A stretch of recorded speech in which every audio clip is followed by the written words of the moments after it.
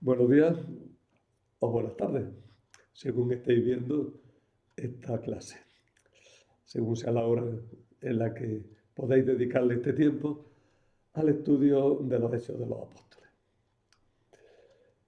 Yo estoy hablando por la mañana del día 1 de marzo, mientras que estamos esperando la entrada de la Cuaresma, que será ya mañana, miércoles de ceniza.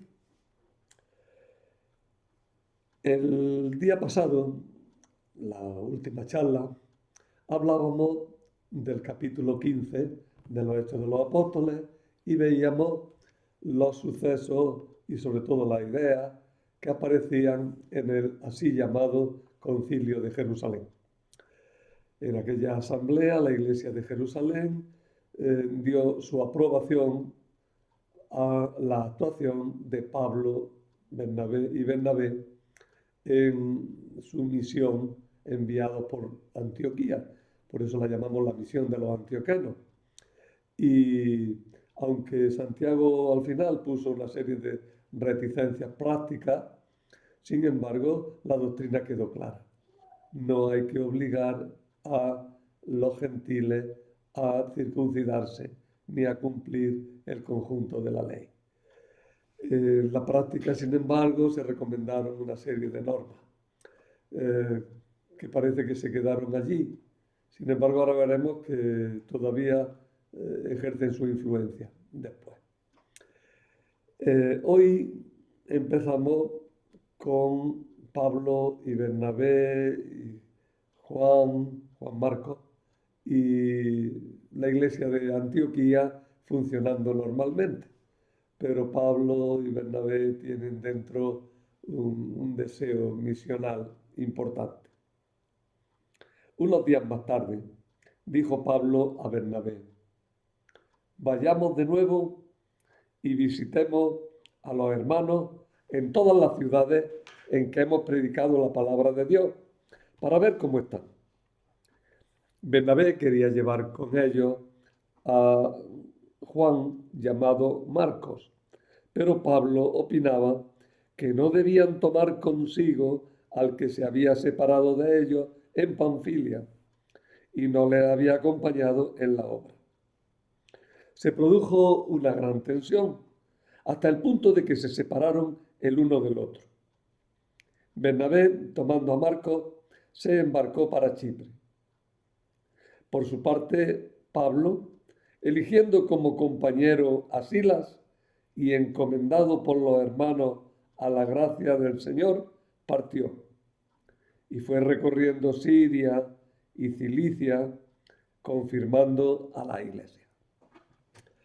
Habéis visto que aparecen bastantes nombres del lugar y eso me sugiere que recomendaros que tengáis a la vista el mapa que he puesto en los apuntes o algún mapa de los viajes de San Pablo en general. Que lo tengáis a la vista porque si no, tanto nombre de regiones es bastante difícil de seguir. Mira, en los apuntes os he colocado este mapa, ¿veis? Está elaborado sobre otros mapas, pero vamos, lo he retocado. Empezamos a estudiar el relato de la gran misión de Pablo. Fijaros que ya le llamo la gran misión, que nos tendrá ocupados por al menos 4 charlas. Antes tenía muy claro que iba a seguir capítulo por capítulo, pero ahora veo que me tendré que desajustar un poquillo en los capítulos. Esta parte de la gran misión de Pablo constituye el núcleo central del libro de los Hechos de los Apóstoles. Cierto que está al principio de la segunda parte, pero porque la segunda parte del libro está dedicada a Pablo, como ya sabéis, y abarca hasta el final de la obra, pero tiene también a su vez dos secciones. Una primera sección que es la gran misión y otra segunda sección que, por llamarla fácilmente, la llamaremos la pasión de Pablo. Es decir, todo el camino que tendrá que hacer Pablo hasta llegar a Roma. prisionero, por supuesto. Pero bueno, ahora estamos en tiempos felices todavía y Pablo quiere emprender una nueva misión.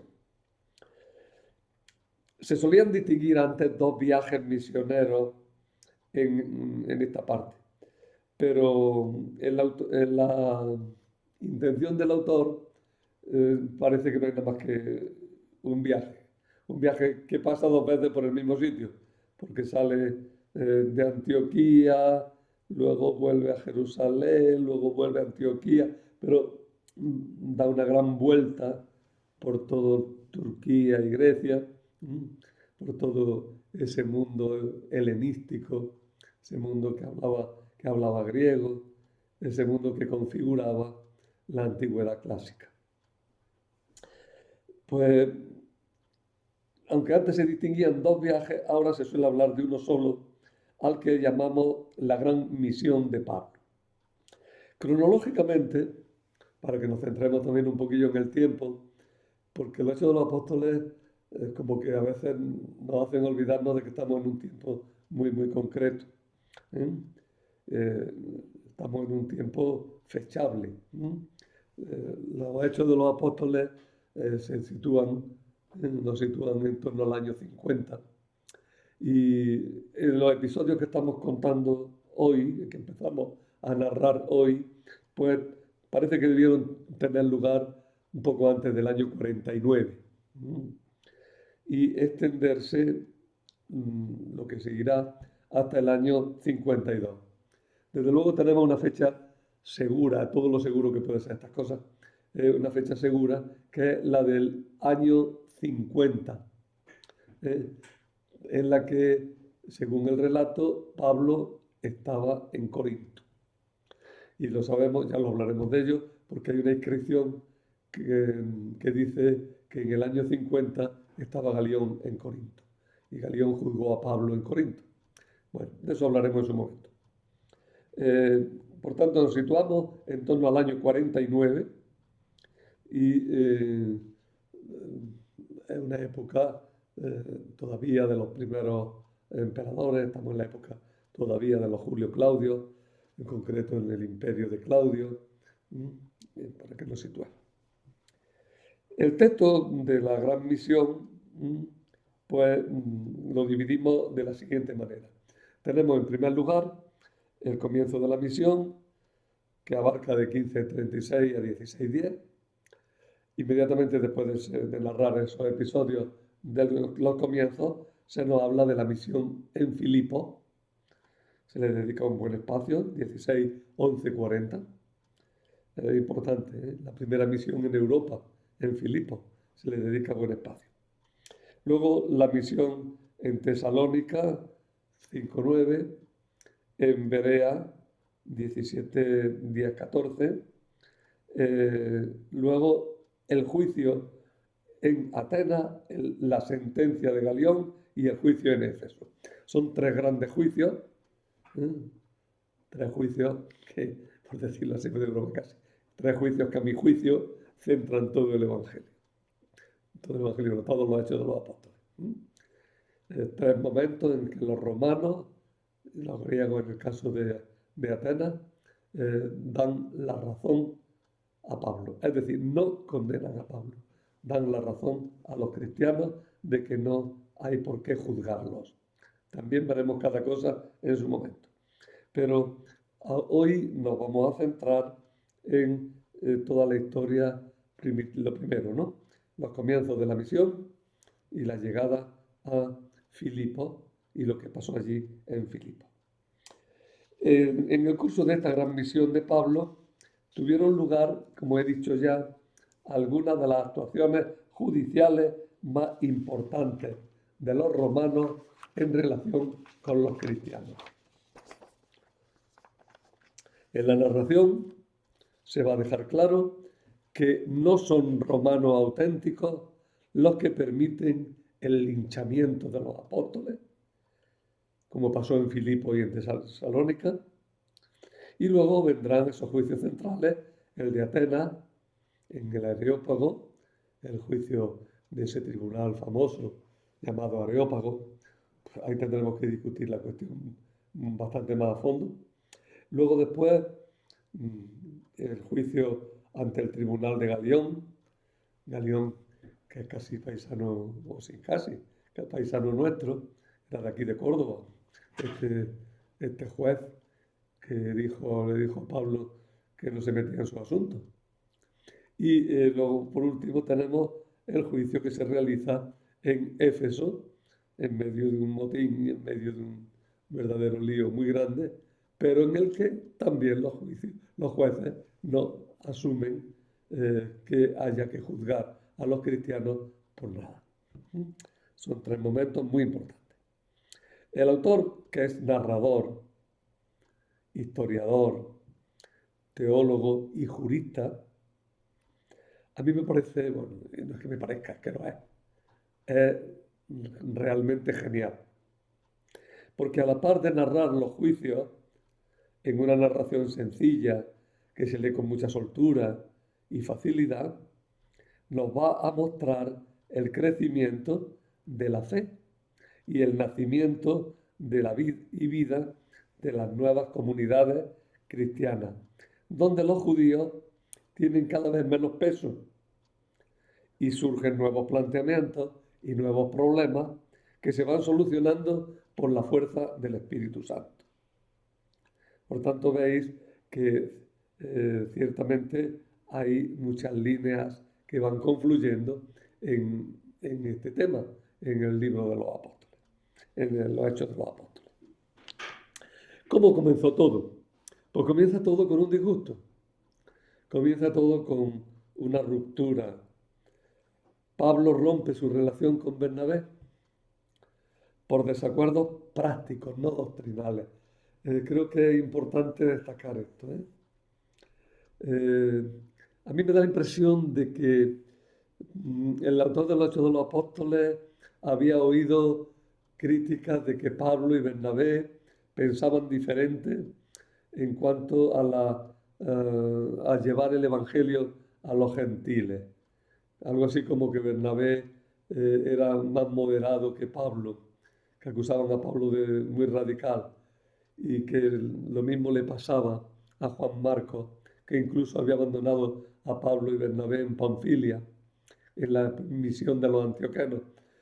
Y sin embargo el libro de los Hechos de los Apóstoles, como tiene una preocupación muy grande por la unidad, no solamente la unidad práctica, sino también incluso la unidad teórica, la unidad en la idea, pues va a decirnos que el conflicto entre Pablo y Bernabé fue un conflicto práctico, no un conflicto teórico.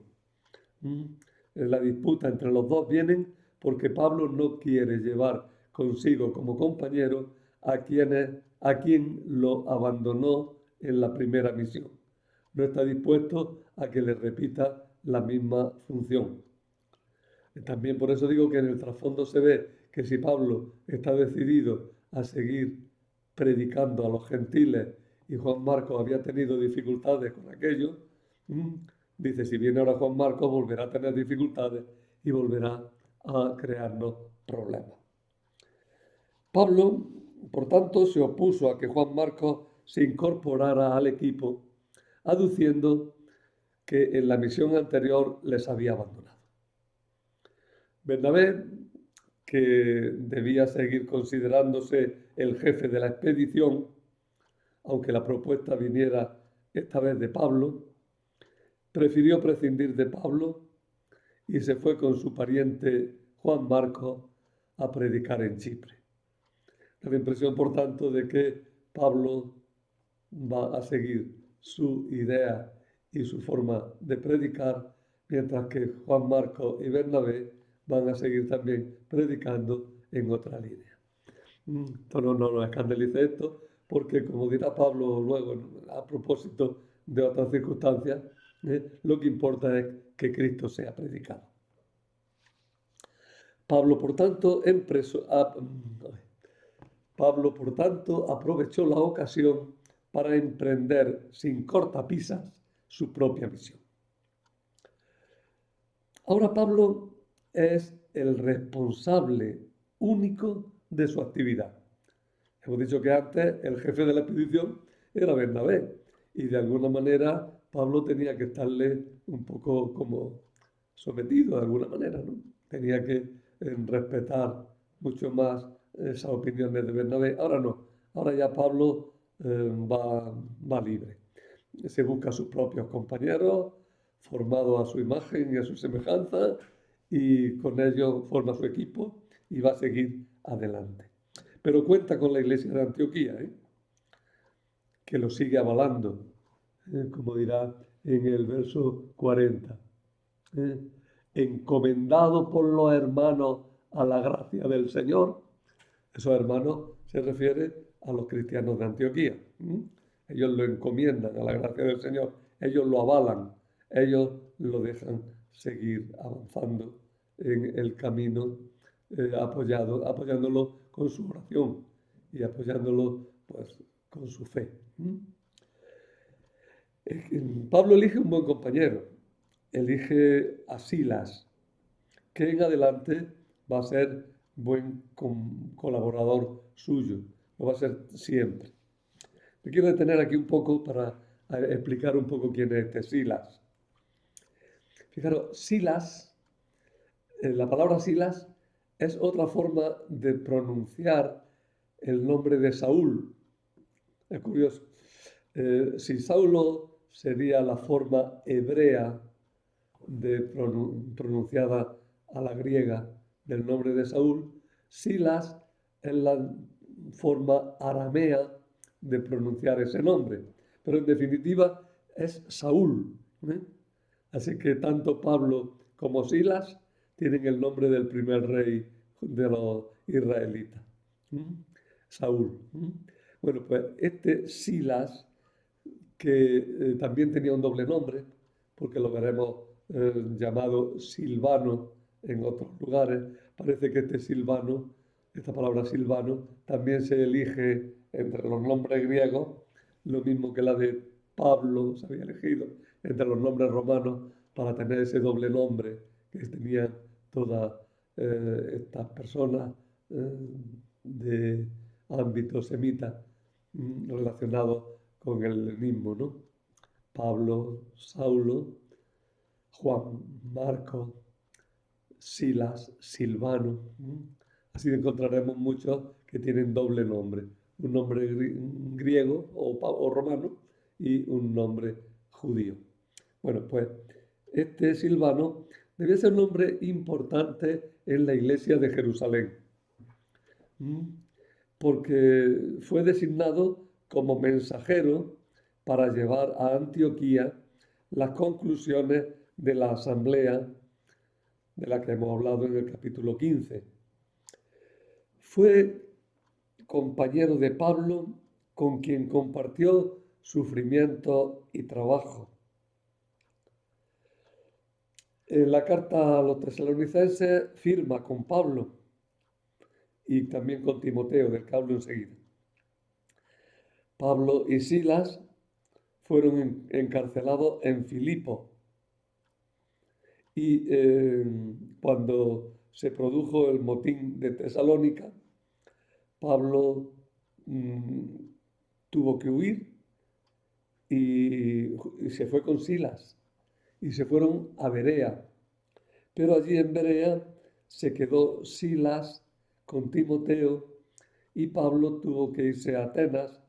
Desde allí los mandó llamar, vinieron, pero ya se había ido Pablo. Total, que al final se volvieron a encontrar en Corinto. Veis cómo iban de un lado para otro. Lástima que no tuvieran un buen móvil, ¿verdad? Un buen teléfono, ¿verdad? No tuvieran un buen celular, como se dice en América, ¿no? Que se pudieran poner en contacto.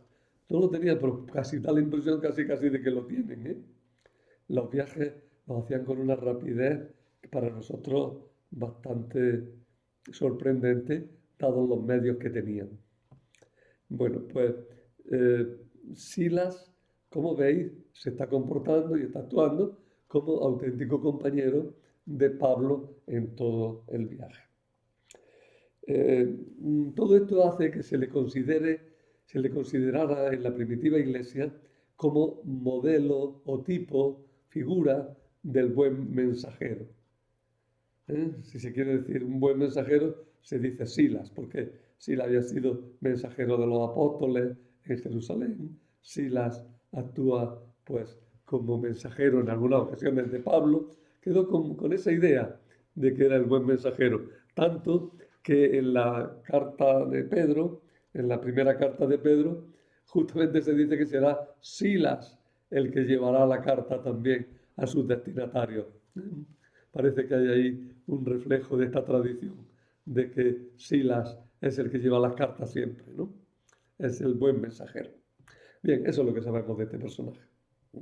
Pero es que se nos quede que Silas, que también es Saúl, fue un verdadero otro Saúl junto a Pablo. Luego, después de haberse llevado a Silas desde Antioquía, cuando llegaron a Listra, en el sur de Turquía, todavía centro-sur, centro más bien, de Turquía, pues allí en Listra se juntará con otro gran compañero que lo será durante el resto de los viajes también, y es Timoteo. Y así se formará un buen trío, ¿eh? Pablo, Silas y Timoteo. Pero Timoteo es ya un personaje más típico de lo que son los cristianos de los Hechos de los Apóstoles. Y digo eso porque su padre era pagano, era griego, su madre era judía, y por tanto él era judío por derecho, porque se considera que es judío el que es hijo de judía. Tened en cuenta eso, ¿eh? Se considera judío el que es hijo de mujer judía. Por tanto, el hecho de que su madre fuera judía lo hace a él judío por derecho, pero como su padre era pagano, pues parece que no se habían preocupado mucho de la circuncisión del muchacho. Y Timoteo permanecía de alguna manera pagano, ¿eh? Porque no estaba circuncidado.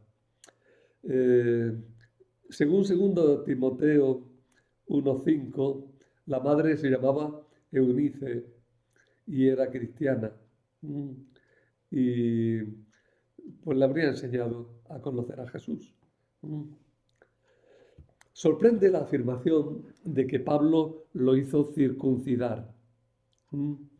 Porque dice, Pablo quiso que fuera con él, y puesto que todos sabían que su padre era griego, por consideración a los judíos de la región, lo tomó y lo hizo circuncidar.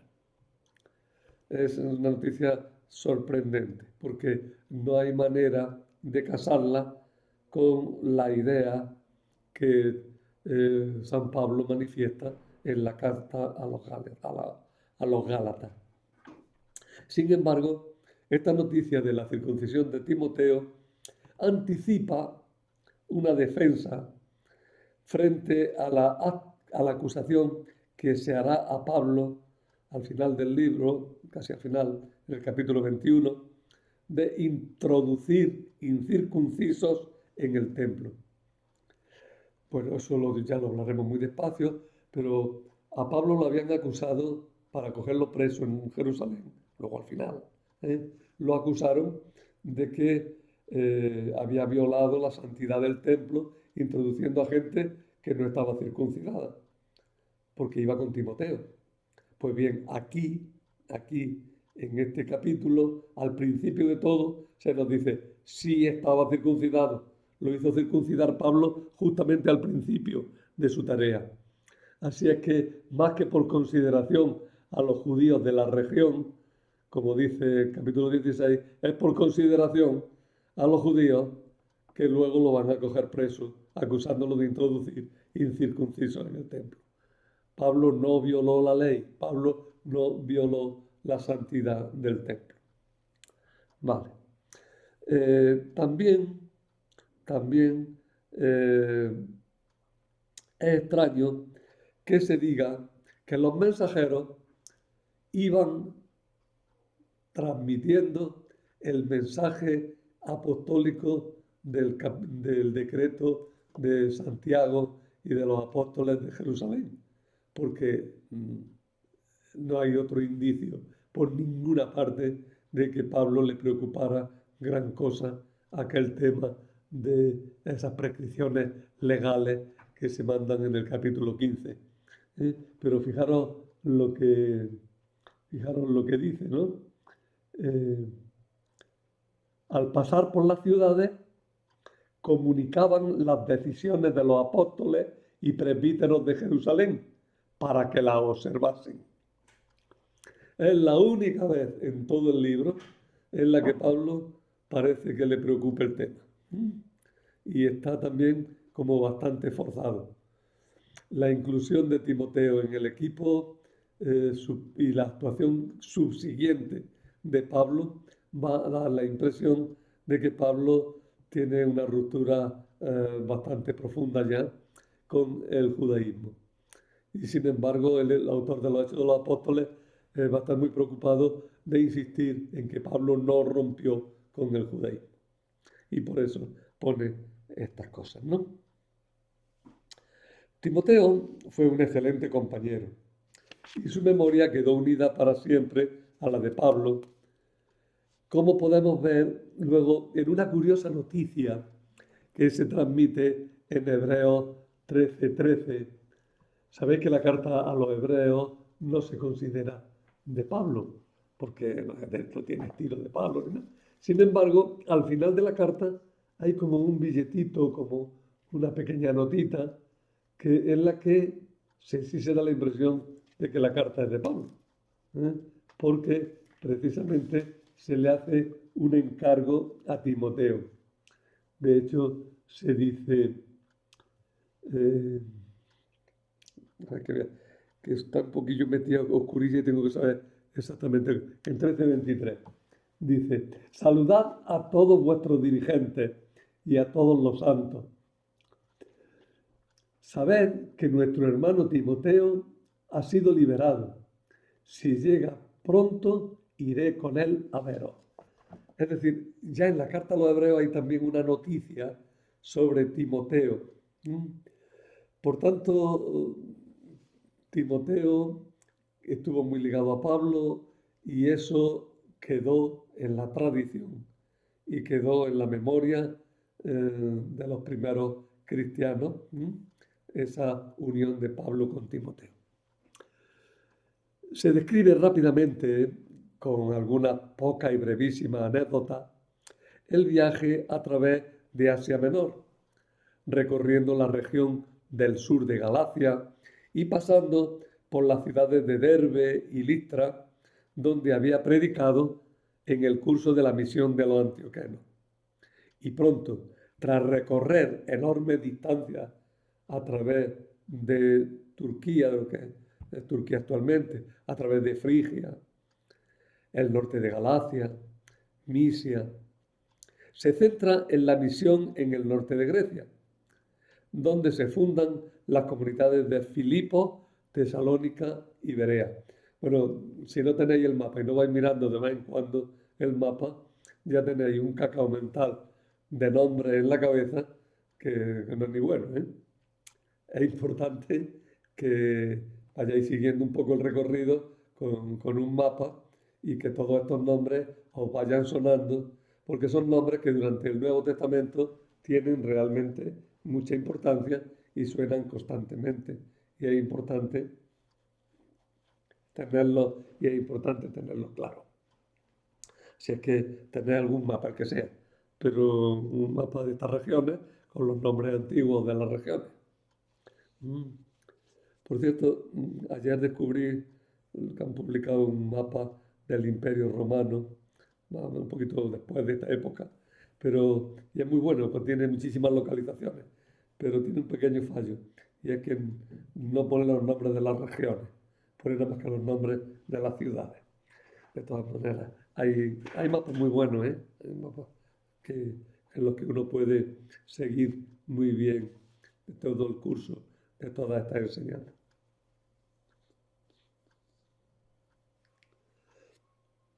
El paso por las regiones de Turquía donde había predicado antes no fue inútil, pues fortalecieron la fe de la Iglesia y aumentó el número de los cristianos. La región de Frigia estaba dividida en dos provincias romanas: Asia, cuya capital, Éfeso, era una gran ciudad, y Galacia, que no tenía grandes ciudades, y estaba habitada por galos, galos de Francia, galos, que habían emigrado tiempo atrás desde Francia. En Gálatas 4, 13, 15, San Pablo dice, parece que refiriéndose a esta ocasión, a esta predicación, les dice a los Gálatas: ¿sabéis que la primera vez que os anuncié el Evangelio con ocasión de una enfermedad corporal, con todo, aunque mi estado físico os debió tentar a ello, no me despreciasteis ni me hicisteis ningún desaire? Al contrario, me recibisteis como a un mensajero de Dios, como a Jesucristo en persona. ¿Dónde ha quedado ahora aquella dicha vuestra? Porque puedo dar testimonio de que si hubiera sido posible, os habríais sacado los ojos para dármelo. Fijaros, Pablo estaba muy agradecido con los Gálatas porque se habían portado muy bien con él durante esta predicación, durante un momento difícil para Pablo en el que tenía una enfermedad que no expresa cuál es. Sin embargo, la última frase, os habríais sacado los ojos para dármelo, indica, según muchos, que tal vez fuera una enfermedad oftálmica, algún tipo de enfermedad del ojo que además era desagradable de ver y sin embargo no fue obstáculo para que los Gálatas acogieran bien a Pablo. Bueno, la misión es guiada por el Espíritu Santo, que determina dónde se debe actuar y dónde no. Por lo que no deja entretenerse a los apóstoles, a los misioneros, en la región de Asia, que era el objetivo de Pablo. Pablo quería ir a Éfeso, pero no sabemos qué dificultades tuvo. Y entonces no pudo ir a Éfeso. Luego dice que quería ir a Bitinia, pero que está más al este, pero tampoco lo consiguió, ¿no?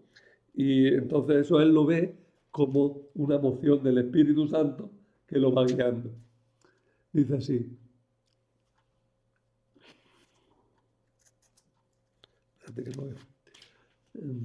Es que esto hay que leerlo porque, como son muchos lugares, si no dice unas cosas mal. Al llegar cerca de Misia, intentaron entrar en Bitinia, pero el Espíritu de Jesús no se lo consintió.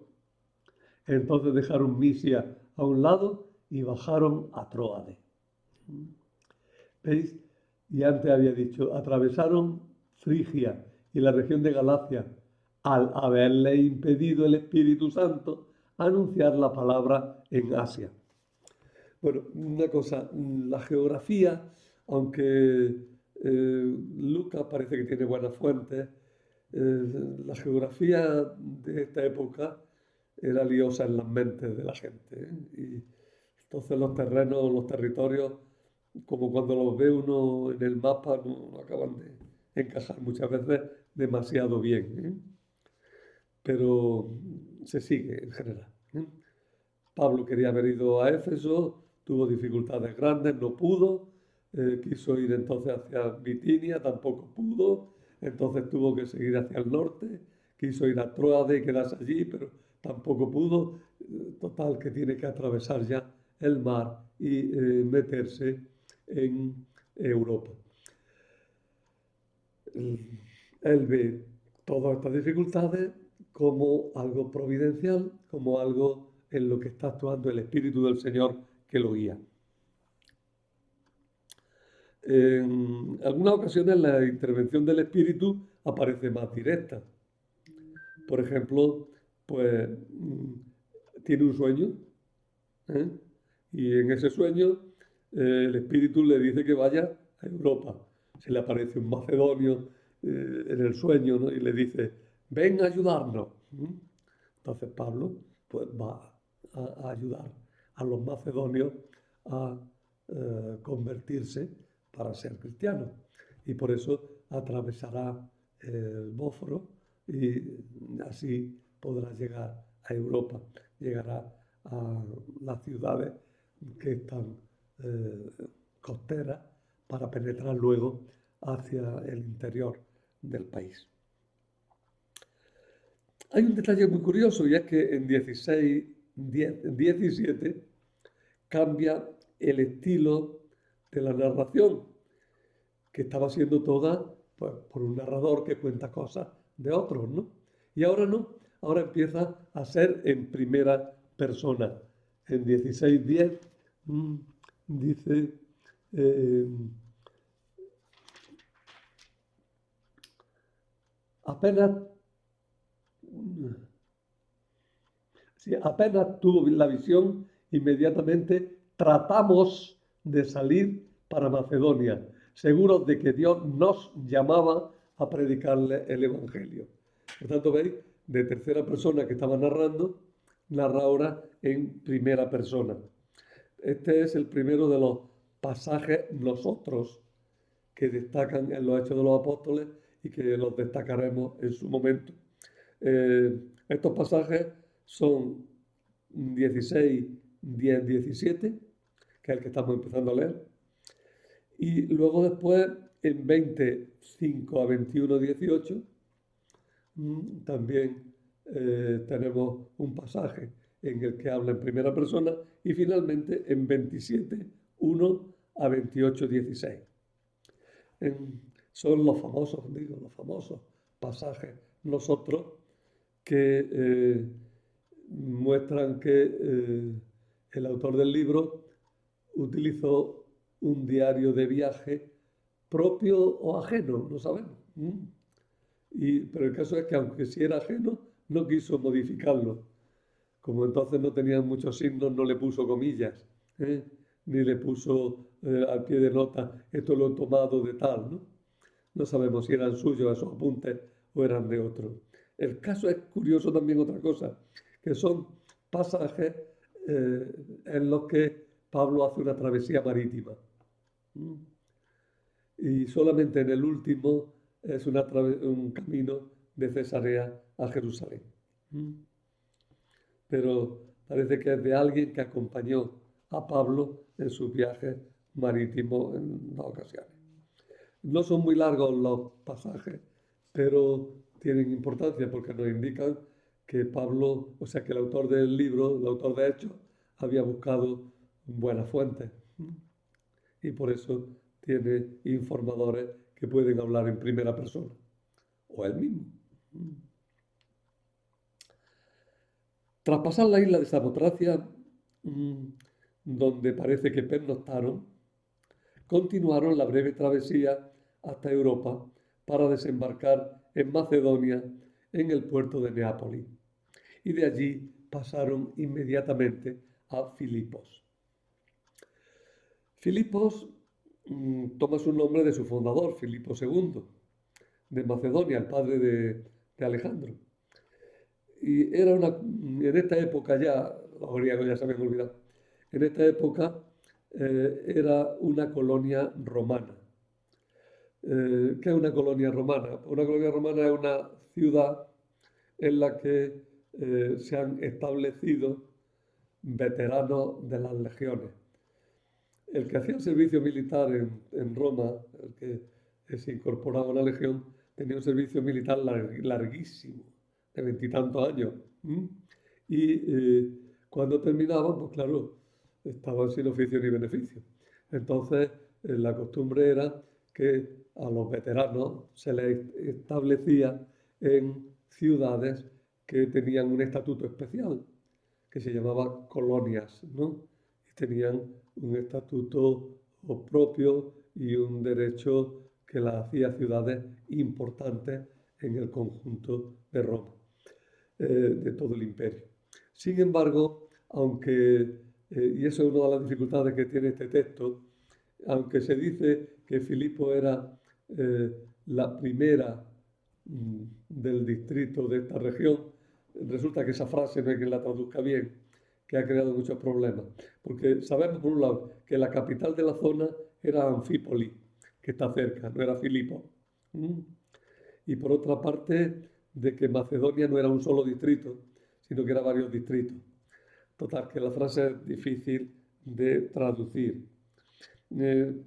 Unos dicen ciudad del primer distrito de Macedonia y otros dicen que pone primera ciudad del distrito de Macedonia.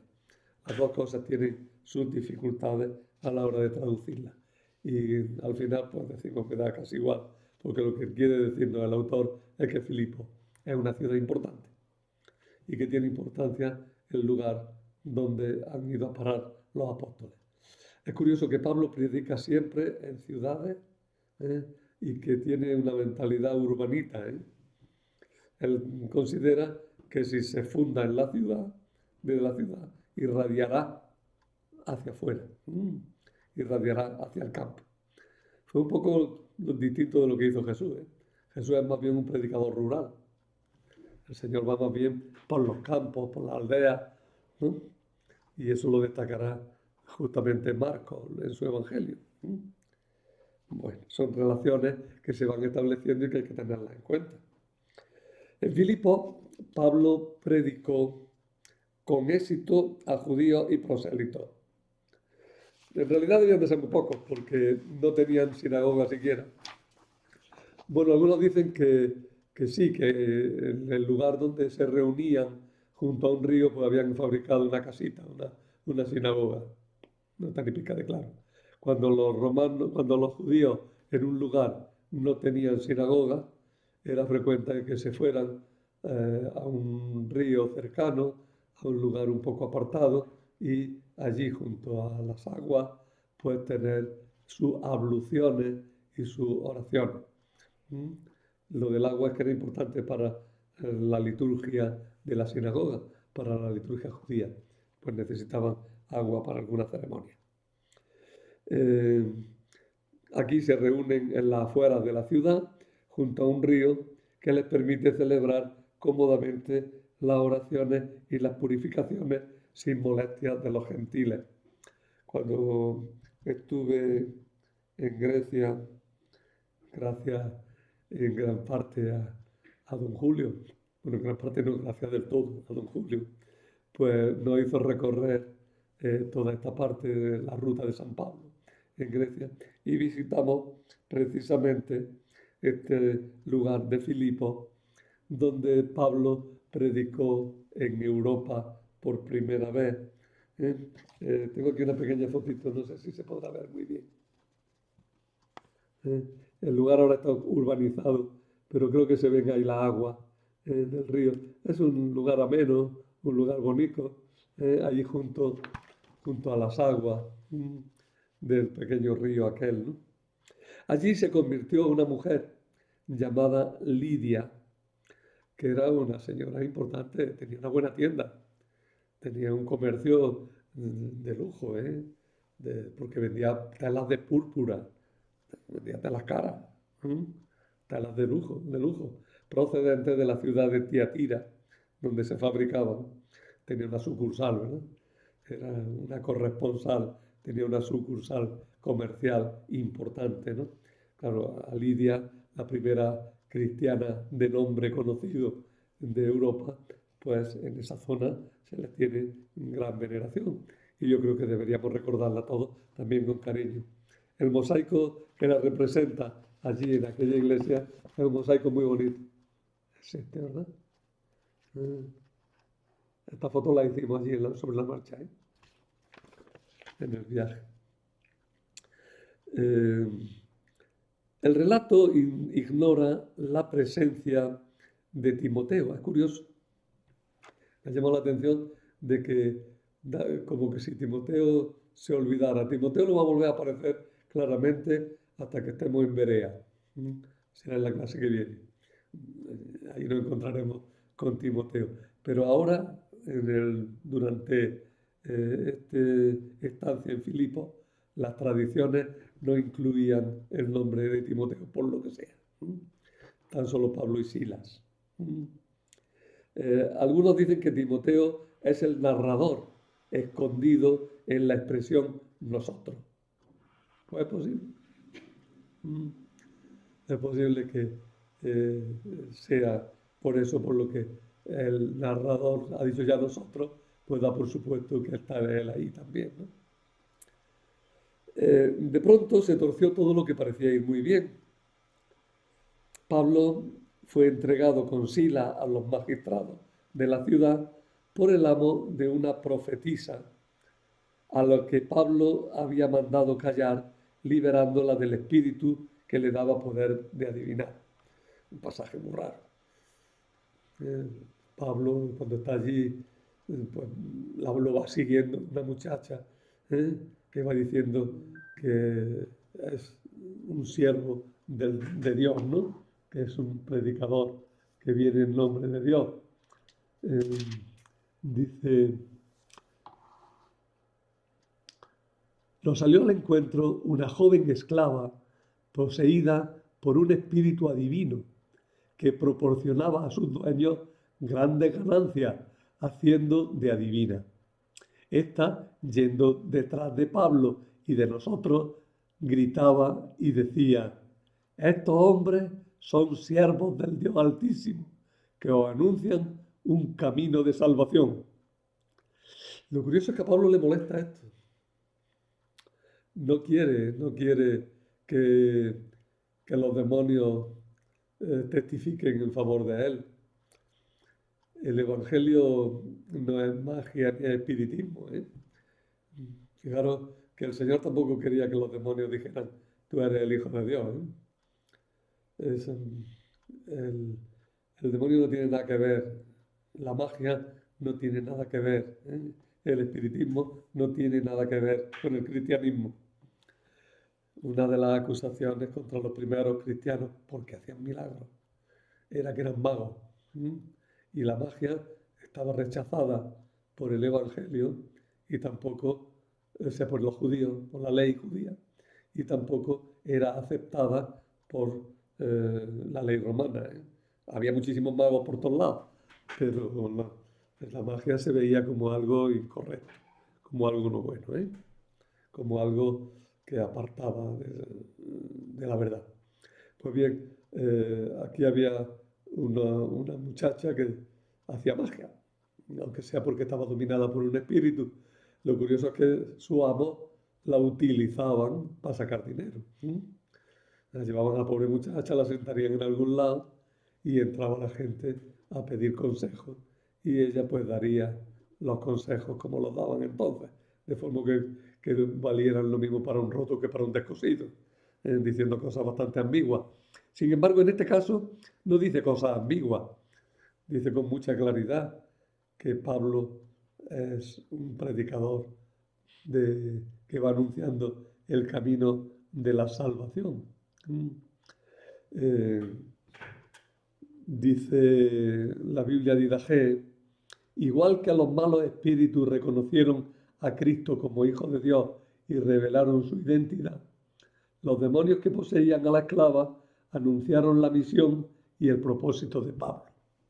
Bueno, Dios es dueño de todo, pero no necesita del auxilio de este tipo de cosas. Y por tanto, Pablo expulsa al demonio de esta muchacha. Y los amos de la muchacha, pues se quedan sin adivina y se quedan sin ganancia. Ya no pueden poner su tenderete, ya no pueden ganar dinero.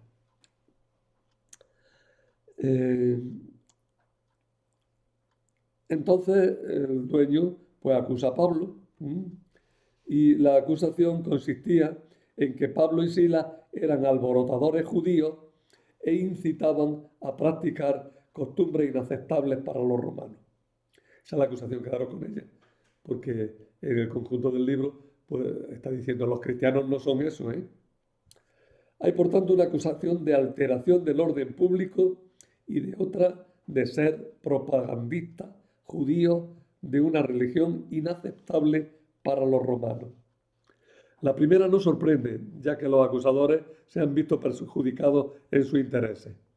Y la segunda muestra que los cristianos siguen siendo vistos como una secta judía. Sin embargo, la religión judía era lícita en Roma. Por tanto, esta segunda acusación no se sostiene y cualquier juez romano sabe que no debe aceptarla. Sin juicio se manda a azotar a Pablo y a Silas y encarcelarlos, poniéndolos en el cepo, como pedían a los presos para que no se escaparan. Le metían los pies en un cepo. No sé si se ve aquí bien. Este cuadro, aquí en el dibujo no se ve, perdona, que es que no controlo bien. Ahí hay Pablo y Silas en la cárcel con los pies metidos. El cuadro, por cierto, el dibujo original, por cierto, tiene un montón de ratas por ahí para que se vea lo mal que estaban. Bueno, pues lo pusieron allí en el cepo y los encerraron. Y los azotaron previamente. Hay una intervención divina, Dios los libera, les hace soltarse del cepo y de las cadenas, pero no se van de la cárcel para no perjudicar al pobre carcelero, que si se hubieran escapado hubiera tenido que sufrir él la pena de la que estaban acusando a todos los presos de la cárcel. Y claro, hubiera sido una tragedia para el pobre hombre, que para evitarlo intenta hasta suicidarse. Pero Pablo le dice, no, oye, no, que estamos aquí, no nos hemos ido, no queremos perjudicarte. Aquel hombre se convierte y se bautiza con toda su familia. Es un caso de bautizo de familia entera. Es la familia entera la que, por tanto los niños también, mujeres, los niños, toda la casa, entran en la iglesia. El bautizo, pues si se puede decir, se bautiza una casa, se bautiza una familia entera. Entonces Pablo y Silas aduce que son romanos. Y entonces el carcelero se asusta, bueno, otra vez, y se lo dice a los jefes de la ciudad, así que estos que habéis detenido son ciudadanos romanos. Y entonces son invitados cortésmente, les pedían disculpas y les rogaban que abandonaran la ciudad libres y sin cargos. Libres y sin cargos. No hay cargos, no hay acusaciones reales contra los cristianos. Turrado dice, era lógico este miedo de los jueces, pues las leyes Valeria y Porcia prohibían, bajo penas muy severas, azotar o atar a un ciudadano romano sin previo juicio. He aquí cómo se expresa Cicerón. Que un ciudadano romano sea atado es una iniquidad. Que sea golpeado es un delito. Que sea muerto es casi un parricidio. Hay que notar que aunque los acusadores se jactaban de ser romanos, los únicos verdaderos romanos en todo este acontecimiento eran Pablo y Silas, porque estos que estaban allí gobernando habían comprado la ciudadanía romana.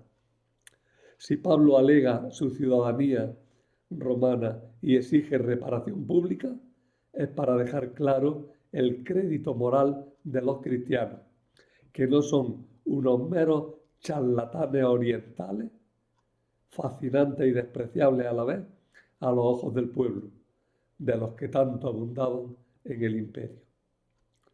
El capítulo acaba cuando Pablo y Silas dejan constituida la comunidad cristiana. Y aquí acabamos también nosotros.